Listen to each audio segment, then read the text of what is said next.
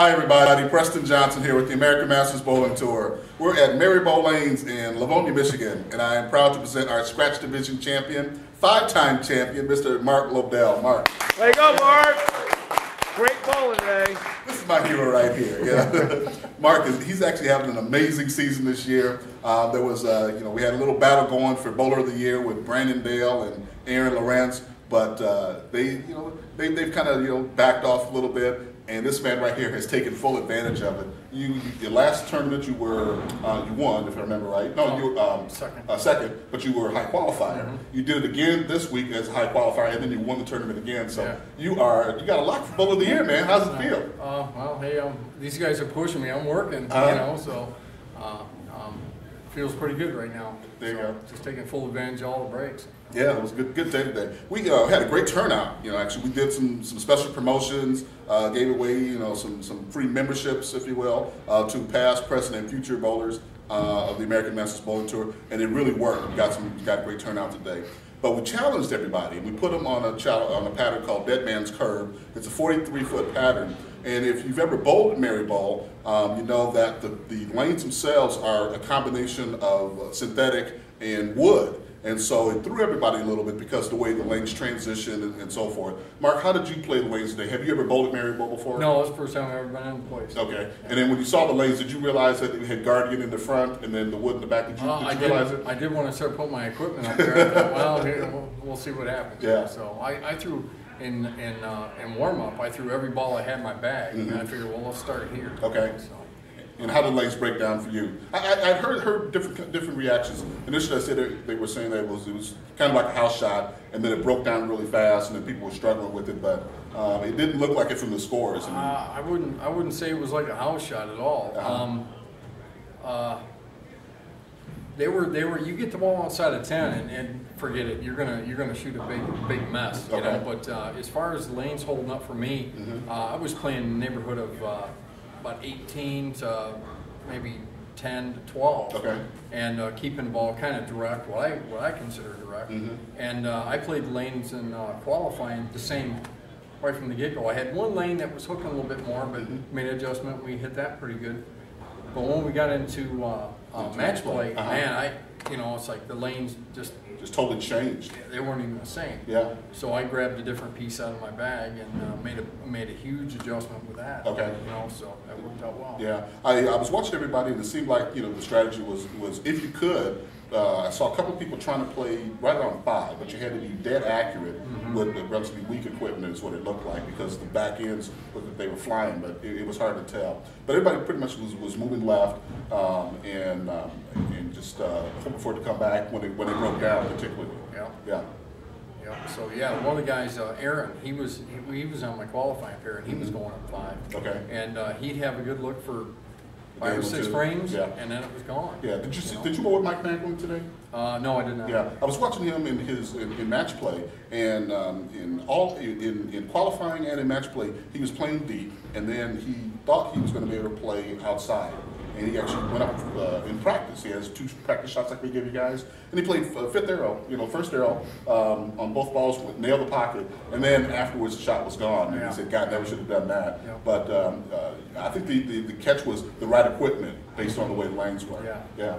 I know if we would have had a couple more games in qualifying, I don't think I would have made it to the next round. On the right lane, I was next to the ball. I saw you. Yeah. I couldn't get any deeper. Yeah. There was one match I was watching. I think it was with you and Adam D. And it was like neither one of you all won that game. I think you shot $140 or $150 on that one. Yeah, he shot 150, I think. Yeah, I mean it was. What was going on with that match?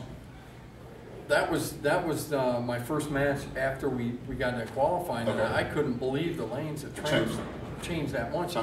It took me 3 or 4 shots to make a 6-board move on the approach. Once I did, then I was right around the pocket. Yeah. And both of you guys were struggling. I couldn't figure out what was going on. I didn't know if it was that particular pair or if the lanes had transitioned that much. Because I know you had a 2-round bye. I think he had a 1-round bye. No, he just came out of a match on a different pair. And he was struggling just like you were, so I wasn't sure what was happening. Yeah. I made like I said, a 6-board move, and I noticed I had increased the speed to keep the ball in line more. Okay. So, it was definitely challenging, definitely. And then I'm watching you in the final match, and I think you spared the first frame, and they had these 2 opens. And I'm looking over there, and I'm looking at you. You had this look on your face, yeah. and I'm like, "Come on, man!" Because you had to get your head out of your butt, man. Oh man, you know, it's like, you know, I missed a 2. It kind of hung on my hand a little bit. Yeah. I figured, well, I'm gonna cover. You kept chopping them. You missed a single pin. And then I chopped the 610. Exactly. Man, you know, I'm so close on this pair. It's you know. And then I ran next 5. Yeah. You know, and then I go right through the nose and let them right back in. Exactly. You know, so and the weird part about it is that you were bowling against against Rick Wayne, an amazing bowler. He's an American Masters champion as well. But he was the only lefty that made it to the finals. And smart money was on him because I mean he had this amazing shot pretty much all day, and he had not thrown a single strike in that final in that match, the first 3 frames. So when you spared and then you open, he hadn't struck yet. Okay, and then you do a 4-bagger on him and put yourself right back in the game. I mean, because he was ahead of you. Yeah. And then you open in the 8th frame, but 9th frame I think it was. Frame, yeah, through a split. And then it got tense, man. I don't know about you guys. I'm back like, oh my God, this is going to be a great match because he had been throwing it so good. Yeah. And if he'd struck out, he would have 205, and he would have shut you out. He would have forced me to double. Because you had to get the double, exactly. And he threw the first one, threw the second one, and then the second one just got away from him. It was a little light, and that was pretty much it. Well, no, then you had Mark. Yeah, I don't think he missed by much. No. But the conditions are demanding now. Yeah, so. And I was talking to him afterwards, and he was saying that to your point, no one had actually bowled on that pair since qualifying. Okay, so all the other lanes that everybody was bowling on in match play, the lanes had broken down, but that one, no one had touched them since qualifying. Okay, and so he hadn't. There were no other lefties. I think all the other lefties pretty much were bowling with him, or he was following them. So he was suspecting that nobody had bowled on it. So it was a challenge for him as well. So, but I basically with the same ball walked up and played the same line that I did on the first match. And the lanes were responding identical. Yeah, I couldn't believe how deep you were playing now. Yeah, well, the track area got really burned up, and I couldn't get the ball to even read 40 feet. So I thought, well, we got nothing to lose here. Let's move in deep and catch something. And it worked. Yeah, absolutely. We're going to take a quick break. Power and control are the 2 most important features a bowling ball must possess. The new Buzzsaw bowling ball redefines these vital qualities. The diamond-shaped weight block increases revolution without sacrificing accuracy, as the Buzzsaw literally cuts through the pocket. The new Buzzsaw bowling ball, a cut above the rest. Now available at Area Pro Shop. Hi folks, we're with Mark Lobdell, our Scratch Division champion here at Marybold Lanes in Livonia, Michigan. There you go, Mark. So we're just kind of recapping how the day went. I'm more impressed though that you're running away. You're about to run away with Bowler of the Year. You've been with us 2 years, 2 seasons. Yeah, this is the first full season. Exactly. So maybe you came in. I guess when you first started, you only bowled maybe 3 or 4 tournaments with us. I guess. Well, I missed a handful of tournaments in the beginning. And, right. Some of the other tournaments, like the Michigan State tournament, fell on one of the weekends. Exactly. So, Yeah. So, but it's your first full year, and you pretty much haven't missed a tournament as far as I can No, we're trying to hit every one. Yeah. Just see what happens. So let me ask you: do you have any particular goals? You're just an amazing competitor. I love watching you bowl, and no matter how much you struggle, you keep coming back and you grind it out. Like today, like I said, I saw you missed those 2 spares, and I'm looking at it, and I'm like, come on, man, you can do this. Yeah. And then you 4-bagger just like that. I mean, that's amazing. Yeah. I mean, it's I knew I had a look out there. Yeah. It's just a matter of just getting to it. Yeah. So did you have any particular goals that you wanted to achieve with the American Masters this year by any chance? No, it's just the conditions. I like the conditions, the competition. Some of the numbers you shoot a $180 a match play. Yeah. But it does not show frame by frame what you're going through to get to the $180. Yeah, exactly. So it's not like bowling on a house shot. Right. There's no way. So it's just a good time. I enjoy it. Yeah. Well, you're doing great. I mean, you got 5 titles under your belt. You're well on your way to Bowler of the Year, unless something happens dramatically with Aaron and Brandon. But you keep doing what you're doing, and I think you'll be it, man. Good. That's a great goal. So tell everybody a little bit more about yourself, because I don't think we've had we talked a little bit about it. A little bit. Yeah. Well, I'm, you know, I work at McMahon Helicopters. I'm a helicopter mechanic. I've been there for like 12 years. Okay. You know, it's pretty exciting. It's got to be kind of cool.